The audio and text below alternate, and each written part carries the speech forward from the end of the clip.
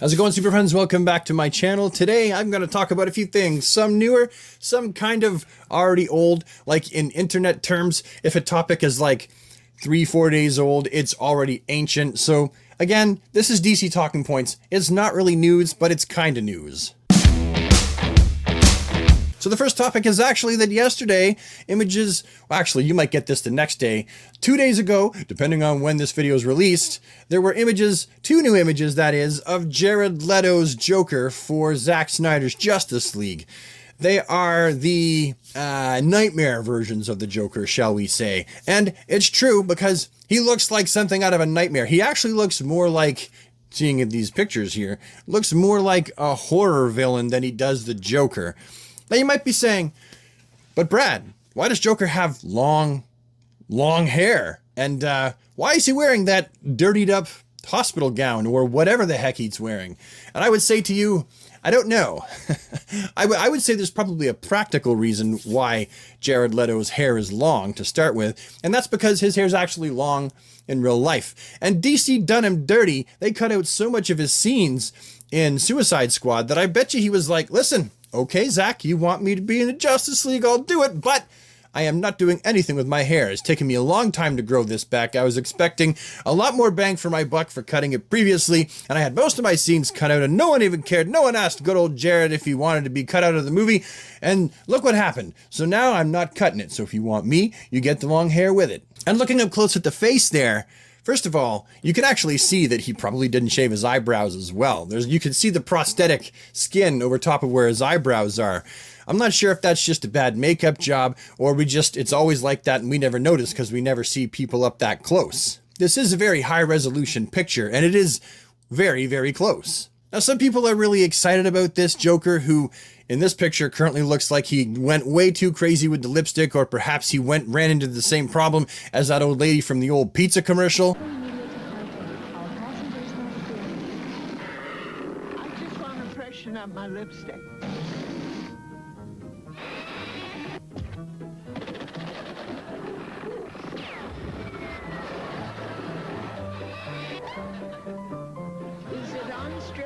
Yeah, that one, the one where she's on the airplane.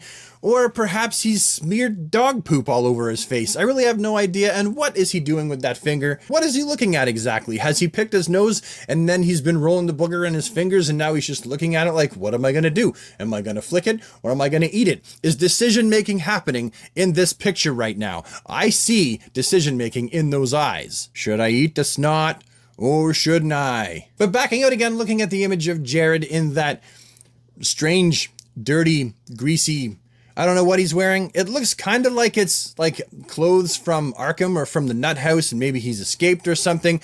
Or it could also kind of looks like a weird butcher's outfit, but not so much, but kind of. Do I get Joker vibes from this current take that Jared and Zack Snyder have on the Joker for his nightmare scenes? Or I don't know, I don't. But that doesn't mean squat because the image is in black and white. It really is just a teaser image. And honestly, we're just gonna have to wait until the film comes out to make our final judgments. But my knee-jerk reaction is to go better than it looked initially in Suicide Squad, but still not really like the Joker. He looks more like an angry goth rock band murderer guy.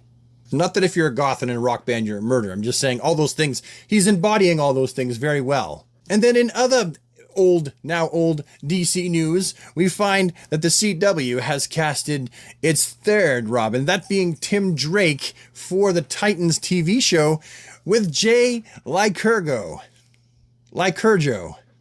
How do you pronounce his last name? I really wish that on IMDb, there was a little button you could press that would pronounce the word for you so that people like me didn't look like even more of a jackass than we always do trying to pronounce these stupid last names. I've never even seen that last name before. I'm looking up Lycurgo pronunciation online right now, and all it's giving me is Lycurgus.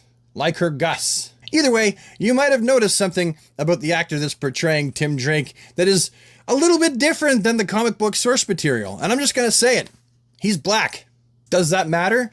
Not a damn bit. As far as how I feel, my personal opinion about Jay Lycurgo not being a white fella, him being a black guy taking on the iconic role of Tim Drake, I say have at her, go for it. If he can embody the character better, I think it's great. And you have to remember that the Titans is vastly different in comparison to the comic book source material in many ways. Not just the fact that Jay is, you know, not a white guy like the classic original Tim Drake in the source material, but there's all kinds of origins and how characters meet and things that happen, and just the brutality of Dick Grayson. That's not comic accurate at all. So I say, have at her.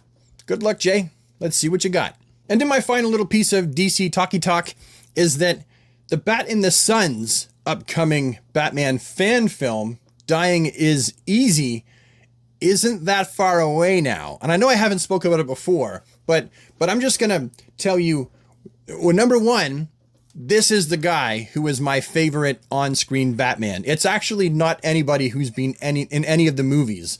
He's my favorite Batman. Kevin Porter nails it. He's got the perfect chin and face and voice, and he's really big, and he loves the role, and he is my favorite on-screen Batman. Like, imagine a big budget company hired him to be a Dark Knight Returns on-screen Batman. Like, if they were going to just straight up adapt the Dark Knight Returns for film, Kevin Porter would be my first and only choice to play Bruce Wayne. Nobody else would make that list. Now, Bat in the Sun, their productions over the years, the quality has steadily gone up and up and up, and they're the ones who are responsible for Superpowered Beatdown, probably one of the best long-running superhero action series on YouTube, where they have a character who's a DC and a character who's a Marvel, or just two characters from different franchises, and they get pit against one another, and then they ask the fans to vote on who they think would win, and then they record the whole fight, the costuming, the sets. Everything is so fantastically done for such low-budget productions. Seriously, a lot of the characters, a lot of the suits on Superhero Beatdown look better than the professional ones that have been used in television and movie. Made by fans, for fans. It makes all the difference. But I'm telling you, this Bat in the Sun production of Dying is Easy is going to be epic. It is going to be 22 minutes of balls to the wall, classic, you love him, I love him, Dark Knight Batman. Kevin Porter is going to bash it out of the park, because he always knocks it out of the park. You might have not seen it yet, but you should watch Kevin Porter as Batman take on Darth Vader. And he is also Batman in this Bat in the Sun film. If you didn't have plans to watch this, you probably should. If you're a Batman fan and you haven't seen Kevin Porter in the role, you don't know what you're missing. He's awesome. Anyway, super friends, that is all I have for today. Thank you so much for tuning in and watching my big dumb face flap my big stupid gums. It means the world to me. Hopefully you're having yourself an awesome day wherever you are. And if it's not, I do hope it gets better for you no matter what you're going through. And I will see you with the next one. Take care.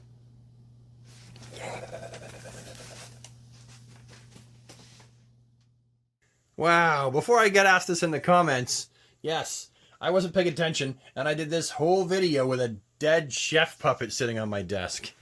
Yep, that's me. Oh, and G.I. Joe Valentine's!